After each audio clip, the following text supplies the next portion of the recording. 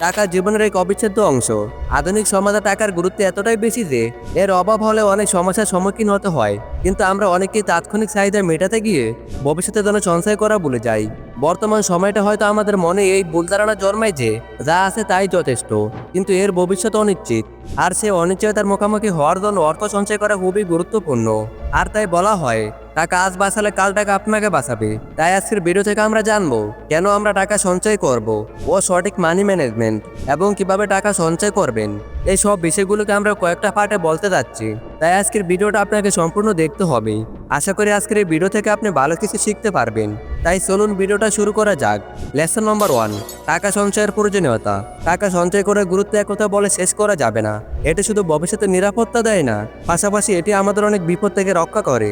অর্থ সঞ্চয়ের মাধ্যমে আপনি জীবনের যে কোনো অনিশ্চিত মুহূর্তে অর্থনৈতিকভাবে স্বাবলম্বী থাকতে পারবেন। আজকে আপনি যদি অপ্রয়োজনীয় খরচ কমিয়ে সঞ্চয়ের প্রতি মনোযোগ দেন, তাহলে ভবিষ্যতে বিপদ আসলে তা সামাল দেওয়া সহজ হবে। তাই এই পুরো বিষয়টাকে আমি আপনাদের 30 পয়েন্টে বলতে চাচ্ছি। নাম্বার 1, অর্থ সঞ্চয় মানে ভবিষ্যৎ পরিকল্পনা করা। যে ব্যক্তি তার বর্তমান আয় থেকে কিছুটা অংশ সঞ্চয় করেন, সে ভবিষ্যতের অনিশ্চয়তার জন্য প্রস্তুত নিচ্ছেন।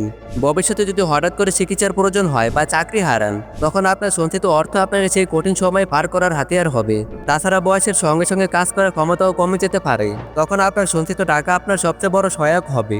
নাম্বার 2, সঞ্চয় করা মানে চাহিদাকে নিয়ন্ত্রণ করা। অনেক সময় আমরা আমাদের তাৎক্ষণিক চাহিদা মেটাতে চাই, যা বেশিরভাগ সময় অপ্রয়োজনীয়, কিন্তু এই অপ্রয়োজনীয় খরচগুলো আমাদের ভবিষ্যতের জন্য বিপদ ডেকে আনতে পারে। আর যদি আপনি সেই খরচগুলো বাঁচিয়ে সঞ্চয় করেন, তাহলে ভবিষ্যতে সেটা আপনার অনেক বড় সহায়ক হবে। আপনার চাহিদাকে নিয়ন্ত্রণ করে আপনি ভবিষ্যতের জন্য শক্তিশালী হতে পারবেন। নাম্বার 3, বিনিয়োগের মাধ্যমে অর্থের পরিমাণ বাড়ানো। টাকা শুধু সঞ্চয় করলেই হবে না, সেটাকে সঠিক জায়গায় বিনিয়োগ করতে হবে, যাতে তা আরও বৃদ্ধি পায়। বিভিন্ন সঞ্চয় পরিকল্পনা যেমন বীমা, স্টক মার্কেট অথবা ব্যবসায় নিয়োগ করে আপনি আপনার সঞ্চিত অর্থকে আরও বড় করতে পারেন। আজকের সঞ্চয় ও বিনিয়োগ আগামী দিনে আপনার অর্থনৈতিক ভিত্তিকে মজবুত করে গড়ে তুলতে পারে। নাম্বার 4, জরুরি পরিস্থিতিতে সঞ্চয়ের ভূমিকা।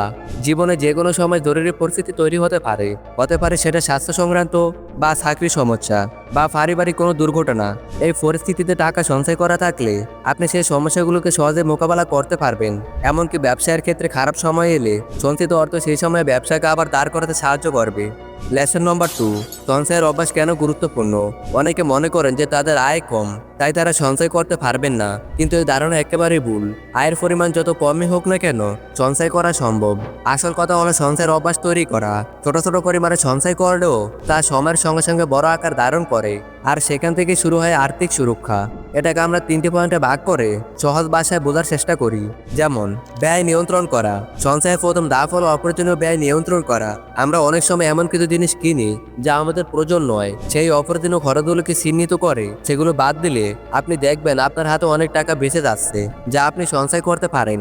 উদাহরণস্বরূপ, প্রয়োজন ছাড়া অনলাইনে কেনাকাটা করা, অপ্রয়োজনীয় খাওয়া দাওয়া অথবা বিনোদনের পিছনে অতিরিক্ত খরচ করা, এসব থেকে বাঁচিয়ে সঞ্চয় করা সম্ভব। নাম্বার 2, ধার থেকে দূরে থাকো।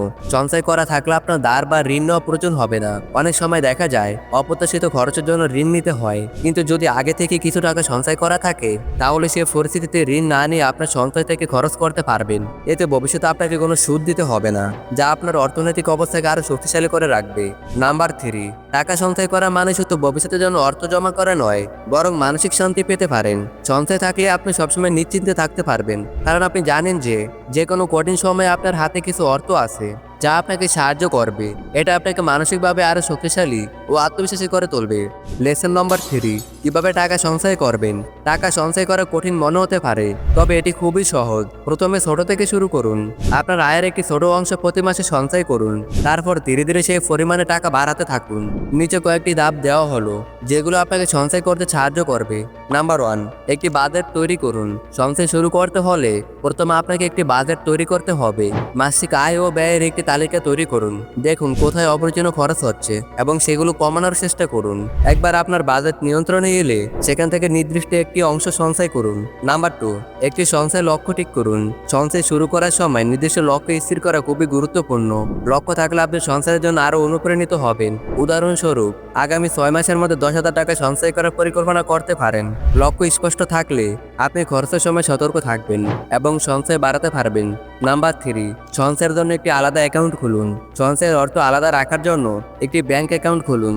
এই আলাদা অ্যাকাউন্ট আপনাকে সঞ্চয় করতে সাহায্য করবে এবং আপনি আপনার সঞ্চিত অর্থের সঠিক হিসাব রাখতে পারবেন।